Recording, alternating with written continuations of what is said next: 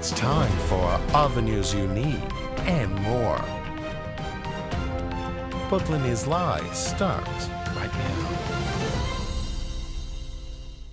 Welcome to Brookland News Live on this Friday, August 21st, 2026. I'm Jackson Mitchell. It's good to be with you. We have a lot to get to. We do want to begin this hour with a little bit of breaking news, at least from this morning, as the trial for the mother accused, not necessarily accused here, she said she is guilty of killing her 3 children using exercise bands, though claiming she was suffering from a severe case of postpartum psychosis. Therefore, she didn't know right from wrong, and she shouldn't be criminally charged.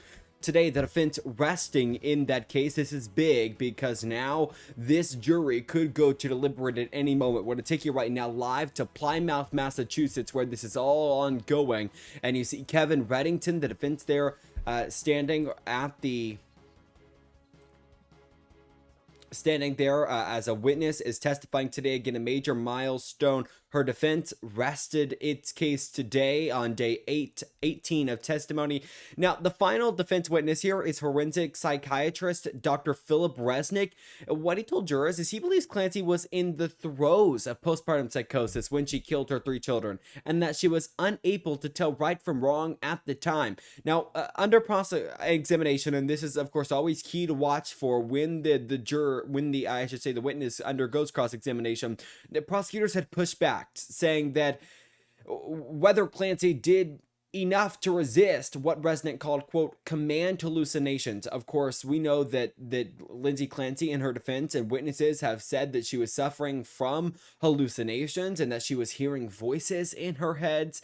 Now, he acknowledged some patients are able to resist those voices and some are. So what this all means, what the defense done, prosecutors have now begun calling what are known as rebuttal witnesses. And right now you're watching the cross-examination of the first of those rebuttal witnesses, and that is psychiatrist Dr. Avram Mack, who testified for more than an hour before the midday recess and told jurors that, well, in his opinion, Clancy retained the capacity to be held responsible for her actions. Now, prosecutors, they're expected to call 2 more rebuttal witnesses before both sides move to closing arguments, which this could come to a close as early as Monday. So we want to take you right now and begin listening again as those rebuttal witnesses are called as this trial continues out of Plymouth, Michigan. Let's take a listen. Or just anybody that has a random psychiatry degree?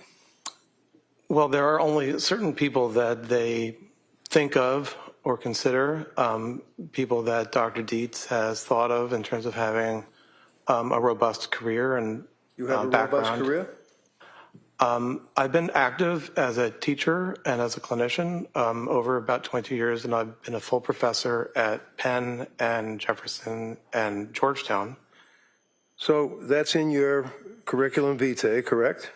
The 3 professor level appointments? All of your stuff, the things you wrote, things that you're interested in, your fellowships, professorships, all that, right? Yes. Okay. And that's introduced into evidence by the DA, right? Yes. So the jury's going to have it to look at, right? Okay. I didn't know that. Let's just take a look at it now.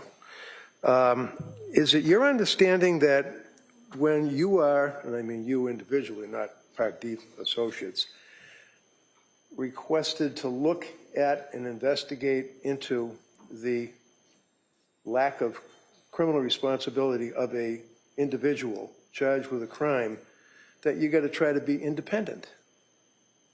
Being independent is the expectation. The answer yes, you try to be independent? Yes, I do. Okay.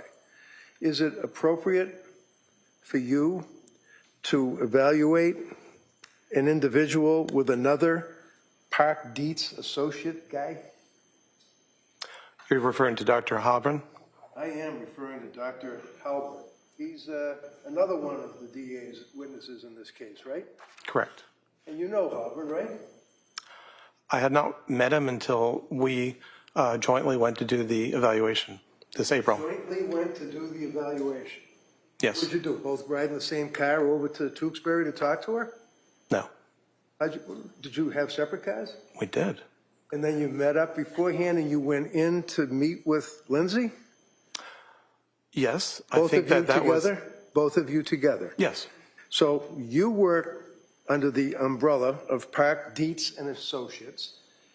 Heilbrunn, who's going to be testifying Monday for the government, works under the umbrella of Park Dietz and Associates, and the both of you interviewed her at the same time, is what you're telling this jury? Yes.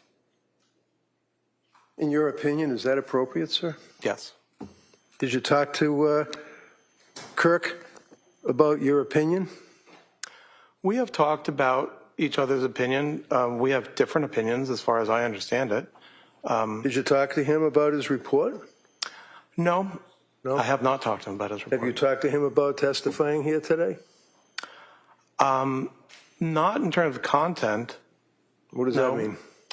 The other day he called me and said, what day are you going up to Boston? Okay.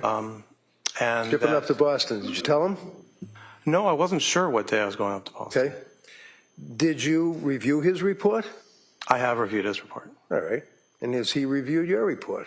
I don't know. I assume so, but I don't know. Now, looking at your CV,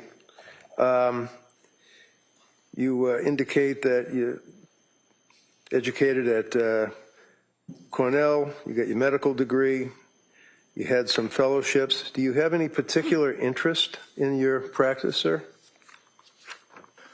Yes. And you have licensure in Delaware, right? Yes. Pennsylvania? Yes. District of Columbia? Not at the moment. It says 2005 to the present, but not anymore. Well, I'm not sure what date that CV is, but I allowed my DC license to not be renewed. Maryland? Same, I let it not be renewed. New York? I actually renewed that recently. Massachusetts? No, I haven't had that since I left here. South Carolina?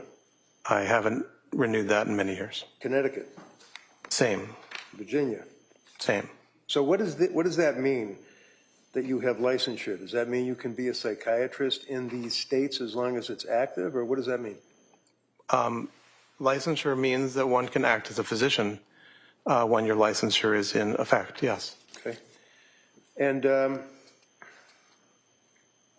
as far as professional and scientific societies, you belong to the American Academy of Child and Adolescent Psychiatry, right? Yes.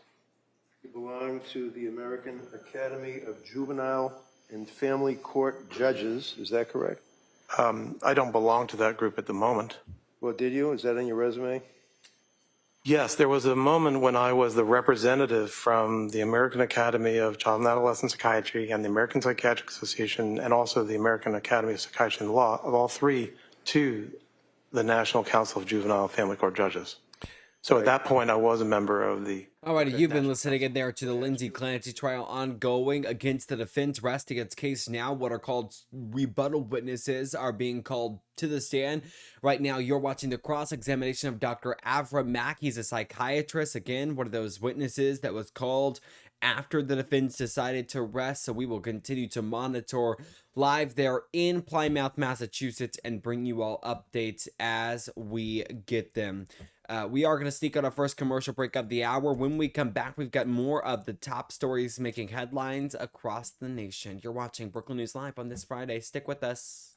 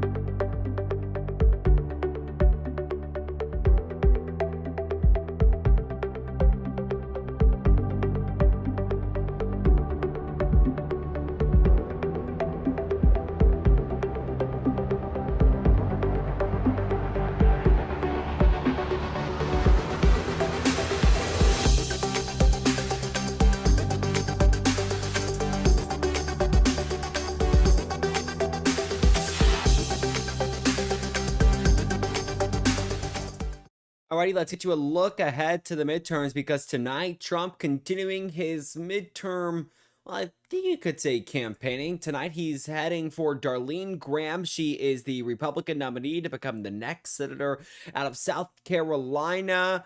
She had, well, a rough debate performance, to say the least. Now the president is going to be in Myrtle Beach tonight in South Carolina, making a last-minute push for Senator Darlene Graham. This comes days after a debate performance that's shaken her campaign. Now, Graham, she was appointed to fill her late brother, Senator Lindsey Graham's seat.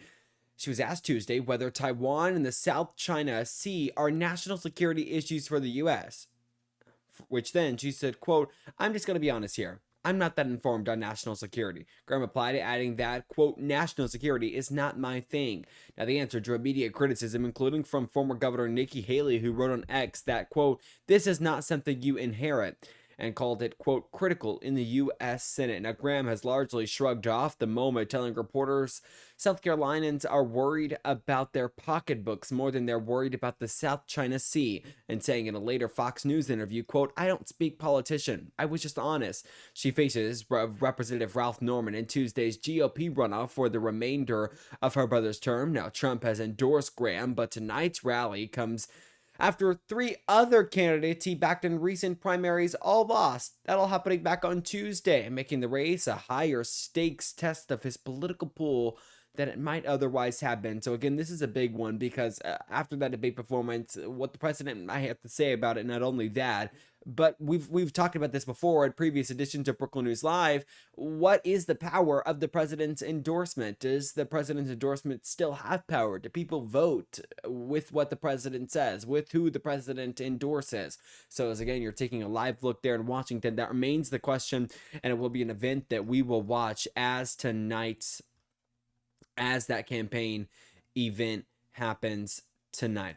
We also have some other news coming out of Washington, D.C., especially when we talk about the Iran war and new reports about the USS Lincoln.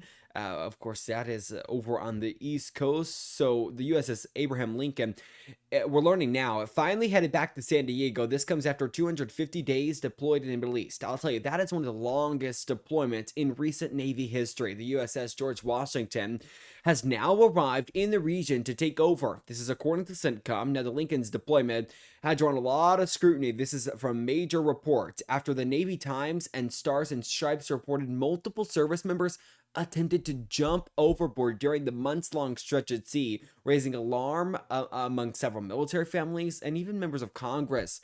Now, the trip home takes just over a month, so it's fully unclear when the Lincoln will actually arrive back in San Diego. For the thousands of sailors who are left on board, this is just the first step towards home after nearly 8 months at sea. So a long time at sea. Then a major report about struggling mental health of those Marines that are aboard the USS Abraham Lincoln.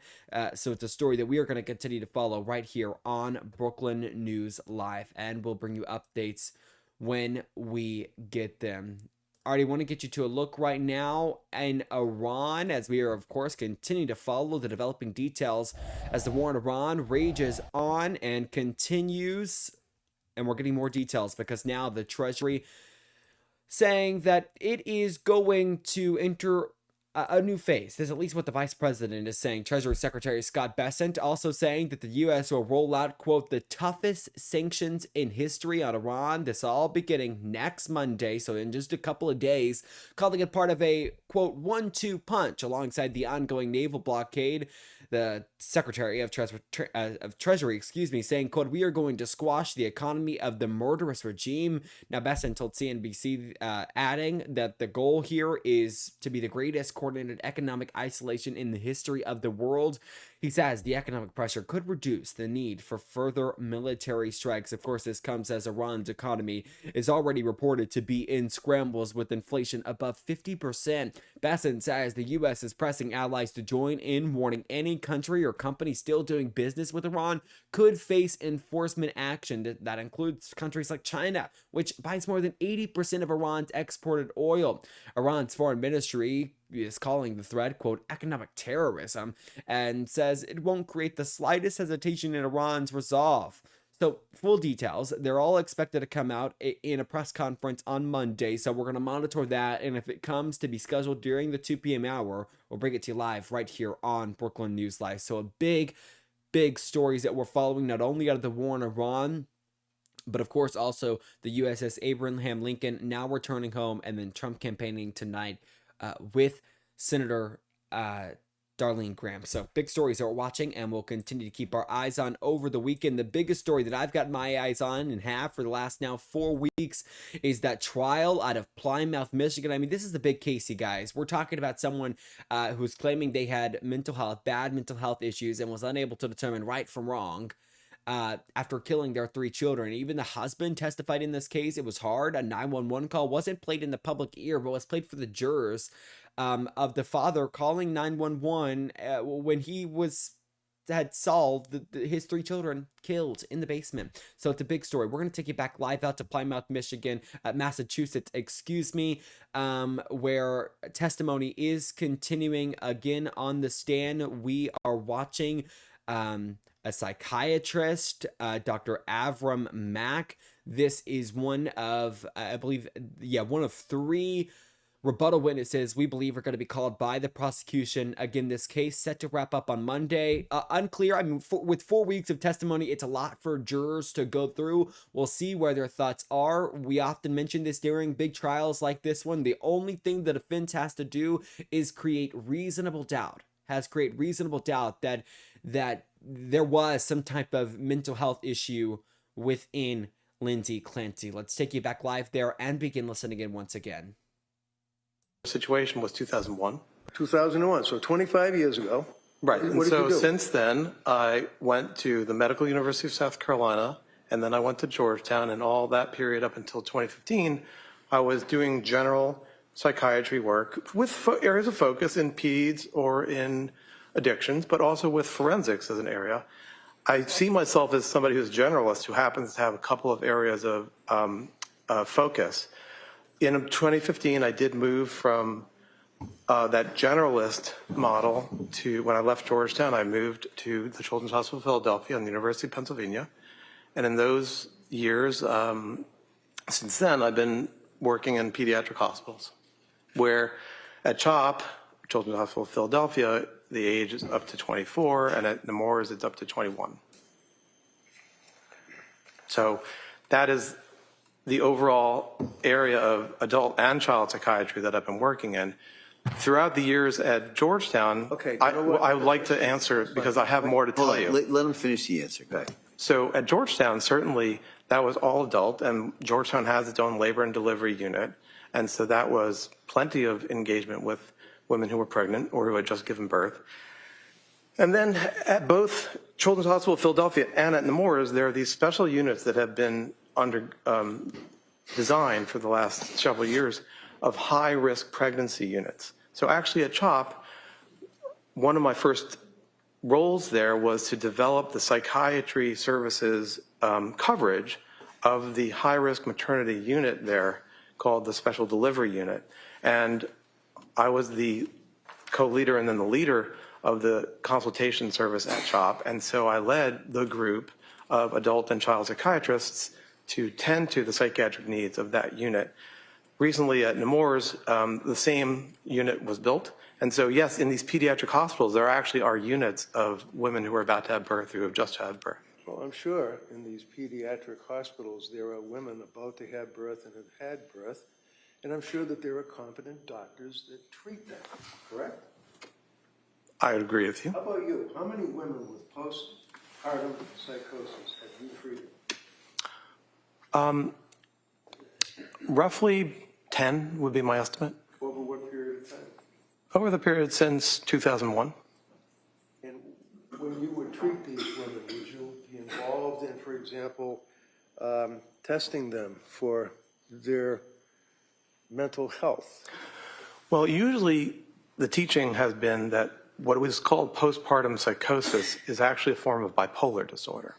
So what is important is to say, let's do a full evaluation of the individual's symptoms and signs, and then treat them and engage in treatment. And usually that's going to be a form of bipolar disorder treatment. That's the teaching That is the general perspective. So with your wealth of knowledge on women that are pregnant and suffering from postpartum psychosis, do you know whether or not Lindsay was ever diagnosed with postpartum depression? I believe that the various notes from the clinicians over the year of 2022 to 2023 utilized the term unspecified mood disorder. Right. How about postpartum depression? I don't think that appellation was used. Okay. So was she ever administered EPDS? You mean the Edinburgh? Yeah, was she ever administered that? I don't know if she was or wasn't. I don't remember. Isn't that something you're in here testifying about this case? Wouldn't that be important to know that she was almost off the chart on the Edinburgh scale for postnatal depression? Well, I have said that she had depression. Well, postnatal depression for a woman who's pregnant or had a baby recently is a heck of a lot different than some guy who's just depressed about his job, right? I don't understand your question. Well, do you know what her readings were on the Edinburgh test? Not to my memory at the moment, no. Why not? You read the medical records, didn't you? I mean, if you would like to show me, I'd be I happy don't want to show you review it. anything. I'm asking you as a testifying witness for this jury, did you look at her medical records? I did. And the medical records pertain to her being a person that just had a baby, right? I'm not sure that which records you're talking about, but can I finish? Can I finish? Can I? I'm not going to finish. 2022, obviously, because we already talked about the summer, she was fine. When did she see Tufts? She started to see Dr. Tufts in 2022. When? I believe it was, well, she went to Dr. Tufts in September, and it was in October that she started taking the medication that Dr. Tufts had prescribed. Okay, and that was for what? You mean which medication, or what was the purpose? Medication. Sertraline. And otherwise known as? Zoloft.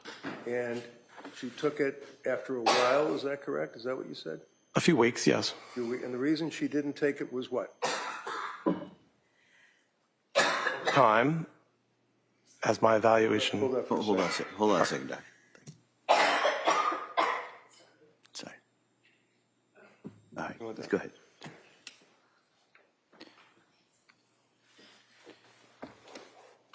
You want me to re-ask that question?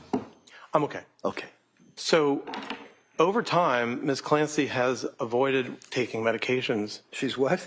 Avoided taking medications. Says who? The description she gave me. She told you that? My awareness from my evaluation is that she resists taking medications. And for example, No. Tell me what you mean by she resists taking medications. there are individuals in this world who do not want to take medications, and I think she described that she is one of them. So you know she saw Dr. Tufts because she apparently was anxious, right? Yes. Prior to that, other than having anxiety about public speaking as a nurse in nursing school, and after she had one of her children, she didn't have any psychiatric history of medications, right? She had not taken medications, but she had had a lifelong degree of anxiety. It hadn't been at the level of disorder, but she had had Lifelong? Yes. Okay, how about in grammar school, high school, college? Did she have difficulty that she was anxious?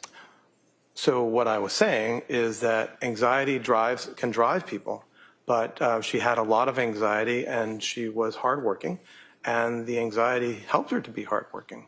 But when it comes to medications, Okay, hold on. Mr. Reddington, you can't, go ahead. Doctor, finish the question. but when it comes to medications, she described that she didn't want to take medications. And an example was the time that after the birth of her second child, that sertraline had been prescribed, but she chose to get through her anxiety and depression by exercising. And that is something that people do. But it also highlights that in this case, she didn't want to be taking medications. And I think that we also understand that in the fall of 2022. All right. At this point, I'm going to stop. Next question. My question was, you said that she had a lifelong resistance to taking medication. That's what you said, right? Yes. Yes? Okay. Yes. Then I asked you, grammar school, high school, college, did she have any records, any witnesses, any documents that she had a resistance to taking medication? Only her description to me. She didn't tell you that she was resistant to medication in grammar school and high school and college? What are you, making this up? Objection. Yeah, sustain. Next She question. didn't tell you that. I understand her to have told me that generally she did not want to be taking medications. She didn't necessarily specify in grammar school, but that is her basic. College. Yes, I think that her description was as a adolescent and as a young adult, she was not interested in taking medications. You really have that written down somewhere? I'm happy to be proven wrong, but I believe that that's what I understand it to You be. believe that's what it is, you don't know whether you have it written down somewhere, right? Can I refer to my Read report? the whole report, I don't care. Because it's not there.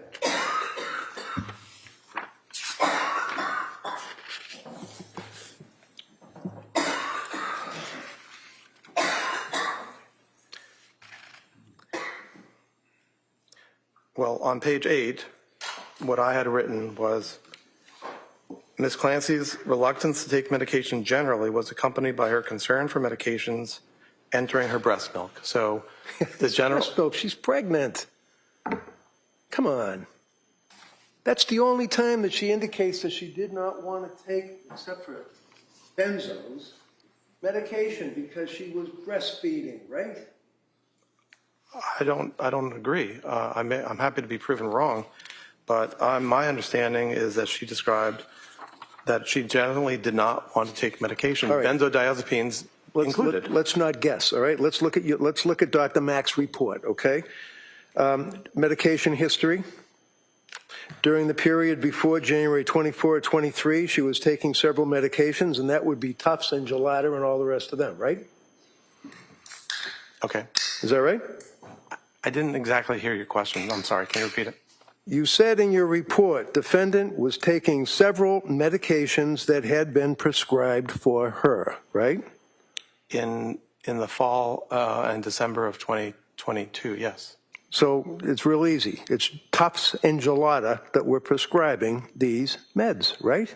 They were among the prescribers, yes. All right. And her reluctance to take medication was accompanied by her concern for medications entering her what? I believe it says breast milk. Breast milk. Okay.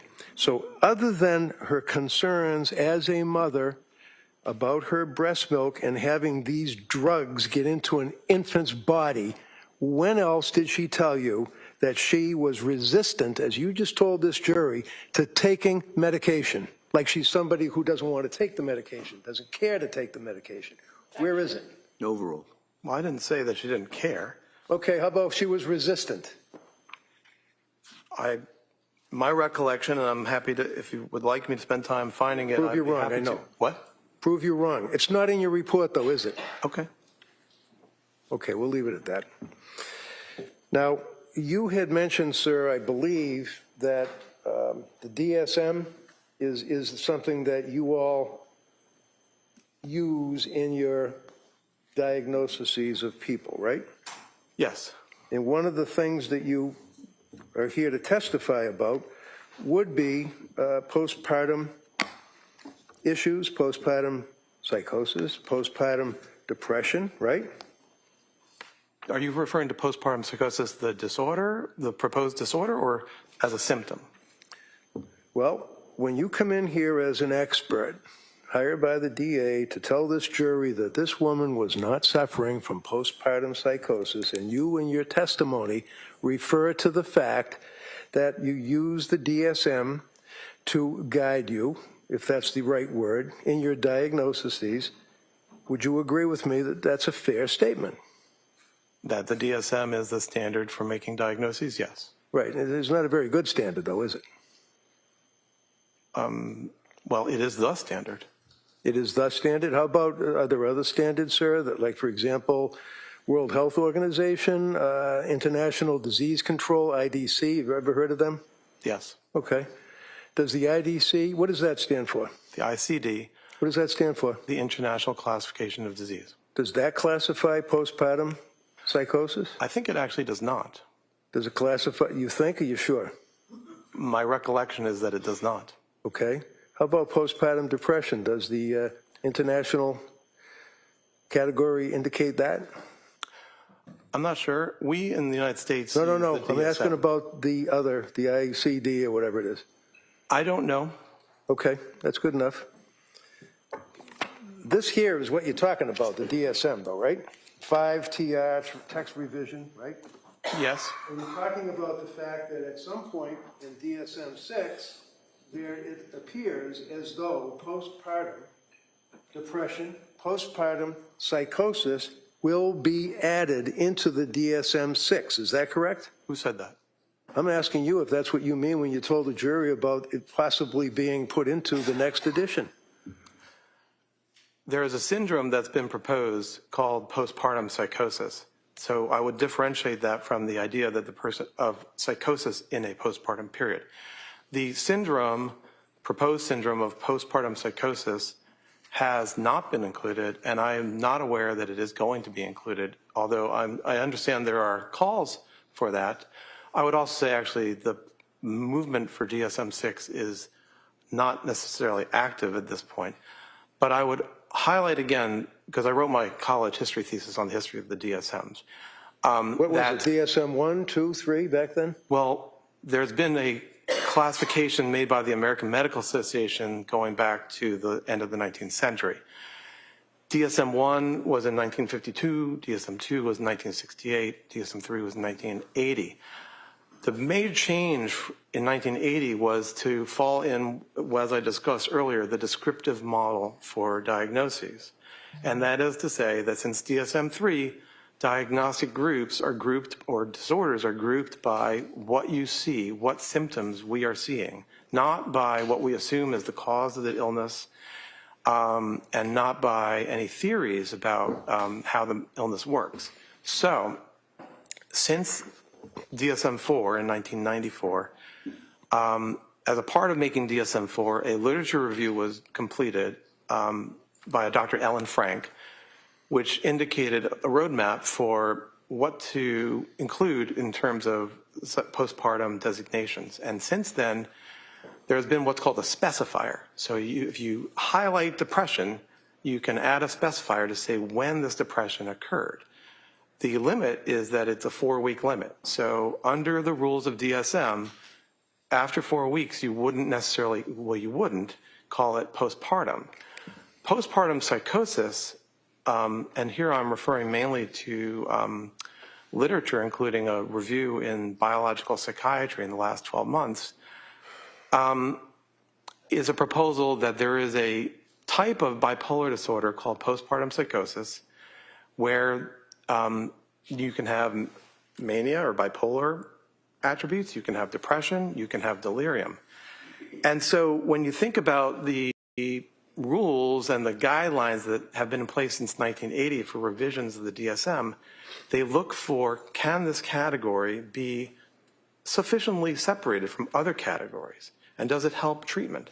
And over time, even though there have been calls, well, there have been hundreds of diagnoses that have been proposed or requested to be in the DSMs, very few new diagnoses get inserted. And right now, that is the situation for the syndrome called postpartum psychosis, that it is not something that has been approved. And I know there are people who are calling for it. But in the current time... Okay. Okay. Next question. Okay. Please. Thank you. Are you aware, sir, that postpartum psychosis and postpartum depression are pretty much virtually not even mentioned in your DSM-5 TR? I wouldn't agree with that. I was about to say. So you would not agree with it, right? Well, I was about to get to that. Sure you were, but you would not agree with it, right? Is that correct? I don't have a basis to say that. Okay. So looking at, and this is 1,050 pages of people putting together like a cookbook, fair to say, right? No, I wouldn't call it a cookbook. No? Would you agree, sir, that postpartum is referred to, page 147, in sex and gender-related diagnostic issues. Would you agree with that, sir? Is that the introductory chapter? This is the chapter, sir, that is pertinent to bipolar disorder. You're familiar with it, I'm Okay, so sure. it's the bipolar chapter. And referencing 147, sex and gender-related diagnostic issues. You're familiar with that, I imagine, right? That's a subset. I mean, that's a portion of the chapter, I imagine, that describes. Right, it's a paragraph. issues. Okay. It's a paragraph. Out of 1,000 pages, it's a paragraph. What's your question? Women may be more likely to experience rapid cycling and mixed states and to have patterns of comorbidity that differ from those of men, including higher rates of lifetime eating disorders. Come on. This is what they talk about with postpartum psychosis and postpartum depression, eating disorders, and the difference between women and men? Is that your question? I'm not sure I understand your How question. you answer it, yeah. What's your question? Postpartum disorders, sir, the difference between women and men, and they make reference to eating disorders? Well, I think the section header, if you don't mind reading it again, was aspects about gender. And so in that section, I imagine they're describing it. I didn't write the DSM, so I'm not here to represent it. Okay. I can just tell you about it. All right. Okay, right here. Sex and gender-related diagnostic issues, right? Would you agree that's under the bipolar and related disorder section? Yeah. The DSM, okay. Page 147 talks about women more likely to experience rapid cycling and mixed states and have patterns of comorbidity that differ from those of men, including higher rates of lifetime eating disorders, right? Did I read that right? That's all right. Yeah, okay. And then it goes on for the rest of the paragraph that women with bipolar 1, read along, or 2 disorder are more likely to experience depressive symptoms than are men. Did I read that right? Yeah. That they, meaning women apparently, have a higher lifetime risk of alcohol use disorder than men. Really? Did I read that right? Yes. And that they also, and much greater likelihood of alcohol misuse disorder than women in the general population. Some women with bipolar disorder experience exacerbation of mood symptoms during their premenstrual time period. Right? It says that, yeah. Yeah. And that this has been associated with a worse course of illness. Many women with bipolar disorder also report severe emotional disturbances during perimenopause when estrogen levels are decreasing. Did I read that right? Sorry. Wait, because It does say that. Yeah. okay. And that there does not appear to be an increased risk of mood episodes in pregnant women with bipolar disorder, except for those who discontinue medications for pregnancy, right? Is that what it says that in the DSM? Yes, Right. it does. So what does that tell you, in 25 words or less, sir, when that sentence, where it talks about, there does not appear to be an increased risk of mood episodes in pregnant women with bipolar disorder, except for those who discontinue medications for pregnancy. What does that mean? What it means is when thinking about women who have bipolar disorder who are pregnant, the risk of having either a manic episode or a hypomanic episode or a depressive episode generally stays stable compared to when the person is not pregnant, except in people who do not take medications for bipolar during the pregnancy. And then it goes on to read, the specifier with peripartum onset should be used for mood episodes that begin during pregnancy or within 4 weeks of delivery. Is that the 4-week cutoff that you're telling the jury about? That's the 4-week cutoff. That's on that specifier, the peripartum specifier. Yes. When was this last amended? 1958? You're talking about the 4-week number? Yeah. That was created in DSM-4 in 1994. And how about the World Health Organization? What's their cutoff using that term? I don't know. How I can about tell the- you that how the about the- proponents Go of ahead. postpartum psychosis, the illness, utilize, I believe, 12 weeks, maybe 6 weeks, but not more than 12. How about the, what is it, IDC, ICD? The World Health Organization's International If Classification. I tell you it's a year, would that mean anything to you? It's not 6, maybe 12, it's a year? Does it mean anything to me? Yeah, does it mean anything to you? With regard to what? It's a year. You're talking about 4 weeks, but they're referring to a year. Well, Like, the you're- distinction between the ICD and the DSM is substantial. The DSM, All right. Mr. Reddington, why don't you ask a question? Thank you. So would you agree with me, sir, that the way that women are treated postpartum, after having babies, prior to having babies in Europe is a heck of a lot different than we treat women here, right? Objection. Sustained.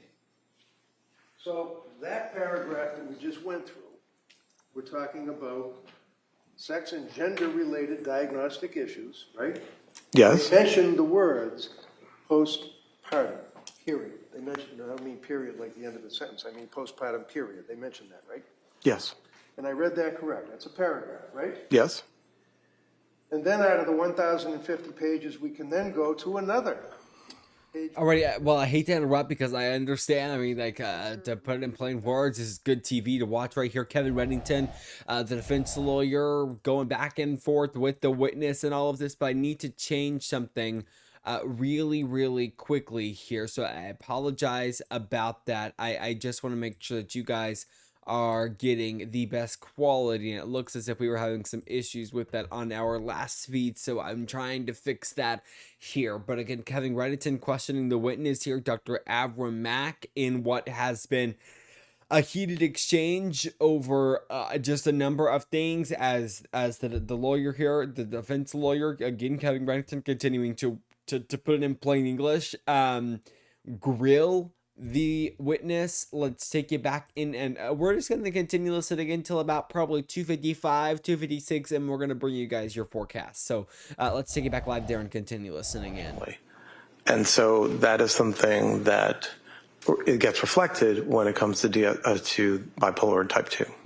So patterns of illness and comorbidity, however, differ by sex, with females being more likely than males to report hypomania. Does that sound right? It sounds right. And that women would have mixed depressive features and a rapid cycling course, correct? That sounds right. And childbirth may be a trigger for the hypomanic episode, which can occur in 10 to 20% of females. In non-clinical populations, most typically in the early postpartum period. Does that sound right to you? It sounds, I mean, you're reading it, so I agree. Yeah, I am. Okay. Okay. And there's a big difference between DSM and WHO, right? I don't know the WHO's 12 months, what it refers to. When it comes to the proposed postpartum psychosis, one of the elements of the proposal is that it is particularly related to the physiologic changes that happen at the time of birth. And actually, one of the objections that that group has to the way that the DSM is written right now is that they would like it to be solely post-birth rather than one that encompasses pregnancy and birth, because it aligns with the theory that this type of disorder is related to those physiologic changes. So the timing of being closest to birth is instrumental in that proposal for postpartum psychosis, the disorder. When it's described as a disorder that occurs almost right away at the time of birth. And it is urgent. Who says that? Who? The literature on postpartum psychosis, whether it's What postpartum literature? psychosis. What literature? It's not in the Bible, right? Well, it's not in the Bible, but the reports by the people who are advocates, an expert consensus panel who are advocates for inclusion of the syndrome of postpartum psychosis. And they've been trying describe real it. hard. Let him finish. Well, he's just going to go on for another half hour. I'll finish, Doctor. Go ahead. I don't have anything more, sorry. All right, go ahead. Would you agree with me, sir, as it relates to this panel of people that you're talking about, these are the people that are trying to get postpartum psychosis, postpartum depression into the DSM-6, right? I don't think they're trying to get postpartum depression included because it already is there. In the two paragraphs that I just read? No. Okay, is there somewhere else that talks about postpartum depression? Yes. Okay, where? Well, the report mentions, and I'll find for you what are called the specifiers, where for both bipolar disorder and also for depressive disorders. There you go. Well, it's in there, but I'll find it in the book. Okay. Why don't you look for it? Why don't we do one thing at a time? Yeah, I'd like to And finish that would speaking. be, you said you're going to find it. Just find it. Okay. And then once you find it, then we'll go on to the second part, which would be asking questions and answering questions. Okay.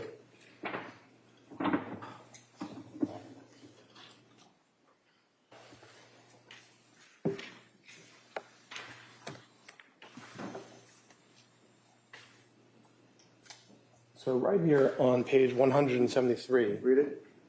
I'll describe what I'm talking about before I read it, if that's okay. So this is the section, actually starts on page 169, where it goes through what are called the specifiers for the bipolar disorders. And so those include with atypical features, with rapid cycling, with melancholic features. And here on page 173 is the portion about with peripartum onset. Read it. Read it. Well, let me see how many paragraphs it is. It's many paragraphs. Do you want me to read all the way down? No, that's all right. Just summarize it as best you can.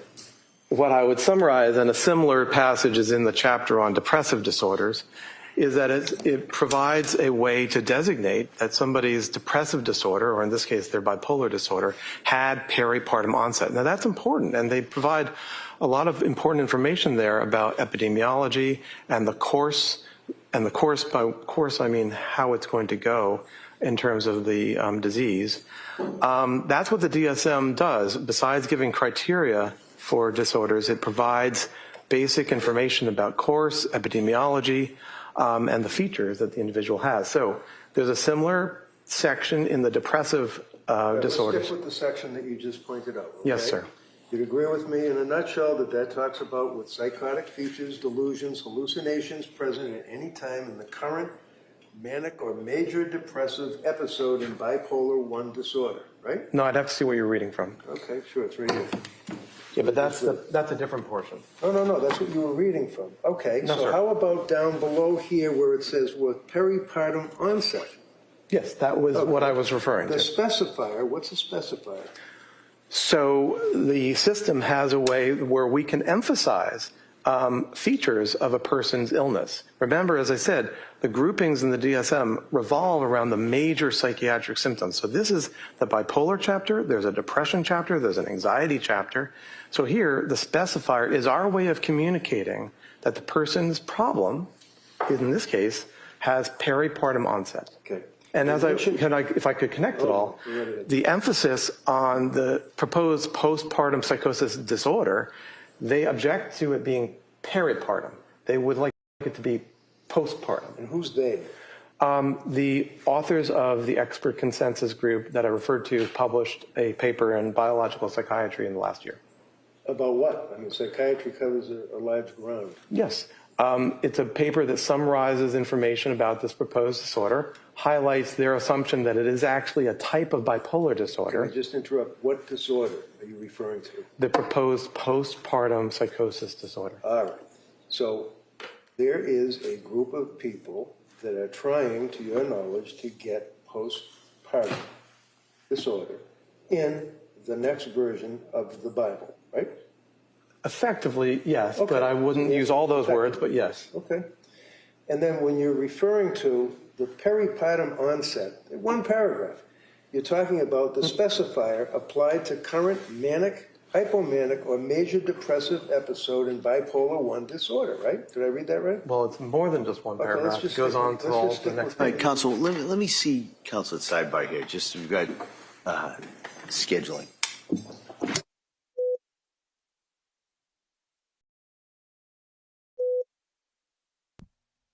already a sidebar on scheduling because as you see, it's 3:52 and we're hearing a little bit of a boot maybe. Is that from the audio there?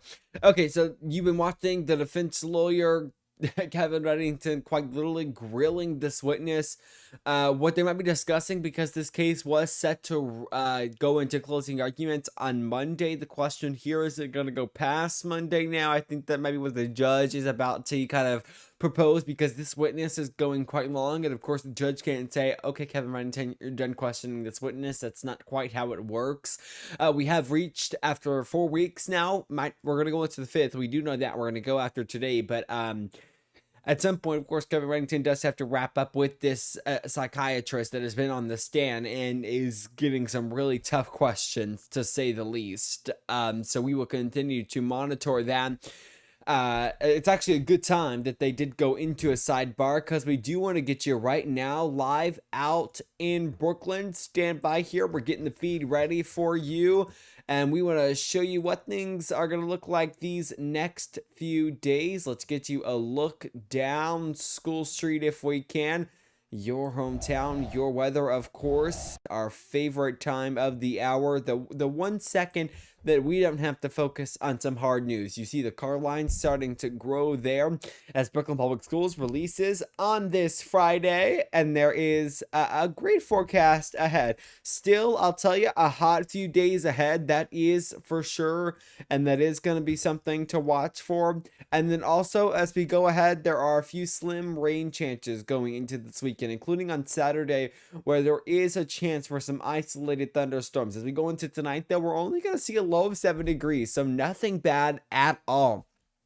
By Saturday, high of 95, low of 70, a repeat of what we pretty much have seen today. By Sunday, a high of 91 and a low of 69. So again, the chance of isolated thunderstorms throughout northeast Arkansas, that is going to go into tomorrow. But by Saturday, I should say by Sunday, clouds are still going to be in the air. We still have a few clouds in the air right now. They're going to remain as we go all the way into Sunday, partly cloudy. Want to get you a look ahead to Monday as well, because there is yet again another chance for some isolated thunderstorms. Of course, things can change over the weekend, so stick with brooklandnews.com. Go to brooklandnews.com, click weather, and you will see what the forecast looks like for the next few days. By Monday, high of 89 and a low of 71. So big thing to watch out for. I am going, as I get off camera, I don't know what you guys are planning to do. What do you guys have planned for the remainder of your day? But I'm definitely really interested to see how things wrap up there in that case, in this Lindsay Clancy case. You guys know that I've been trying to keep you guys updated day by day with what is going on, and what the updates are out of this trial. So I will continue to do that as we go into next week. It's a great question about what the scheduling is going to look like, because they went into a sidebar about scheduling. We're seeing this witness, which is Dr. Avram Mack.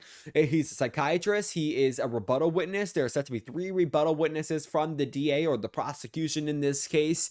And as it goes forward, time is ticking, if you know what I mean. So 2 more witnesses are still set to be called after this one. This is only the first of the 3 witnesses that the prosecution is expected to call. And it looks like they're meeting once again. All right. I just want to listen to what the judge is going to say to the jury. Tell you. All right. You've now heard more evidence. You've heard testimony from a number of people. You've got more and more exhibits, but you still have to keep that open mind. All right, because you haven't heard all the evidence. You haven't heard the closing arguments, as I've said before. You haven't even heard the law that you are to apply to this in arriving at your verdict. So I'm going to stress, as I always do, don't talk about Okay, so it looks like they're going to adjourn for the day. That's what things look like right now. They're going to adjourn for the day. They'll be back on Monday, of course, and then we will, hopefully this goes into the 2 p.m. hour again, because recently they have been adjourning before 2 p.m. or they're in a break at 2 p.m. and we can't bring this live to you guys, but I would love to watch the closing arguments, because that is going to be something to watch. Both the prosecution and the defense laying out why the defendant in this case, Lindsay Clancy, is guilty, then the defense saying why she's not guilty. And they're not necessarily saying that she, again, I've said this before, before on the air, she has admitted she killed her 3 children. She killed all 3 of her children using the exercise bands. But the argument in this case is she didn't know right from wrong because she was suffering from a severe case of postpartum depression. So a big story as we go throughout the next few days. Look, they are live at Lindsay Clancy in Plymouth, Massachusetts, as the jury exits the room. They also sometimes will talk to the judge after the jury exits, because there are some things that still need to be discussed, can be discussed in front of a mic, but the jury doesn't necessarily have to be in the room for the discussions. So I would like to kind of listen in here as we wrap up the hour, just to see if anything more is going to be said here as they wrap up. Doctor, you may sit down. Oh, am I excused, sir? You talk to the liaison for the guys at schedule. We did discuss that. Okay. All right.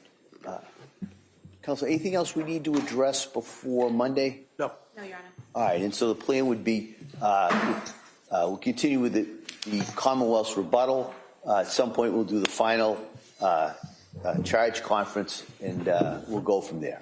So I want to thank everybody for their work. I hope everybody has a nice weekend. Thank you. Thank you. Court, all rise. Alrighty, so that's basically what I wanted to hear, what the idea was. We don't know if this is going to go into Tuesday, just saying that they're going to continue the Commonwealth's rebuttaling of this witness going into Monday. So something to watch for. We're going to bring you that live, again, if that happens this hour. Sorry, big case, as we come to the end, I want to listen into it as much as we are available to do so. So just wanted to listen into that because, unfortunately, I don't have the ability to listen into a live feed if it's not on you guys as well. I can see what's going on. I can try pulling it up in kind of a separate tab, but I can't see it and hear it. I can see it, but I can't hear it unless you guys can also hear it and see it. So that's sometimes just what I have to do, is listen in with you guys to see maybe if there is an update while we are on the air. Alrighty, that is going to wrap it up for us on this hot but beautiful day, Friday, into the week, guys. Have a great weekend. Stay safe out there. We will be right back here. You guys know exactly when.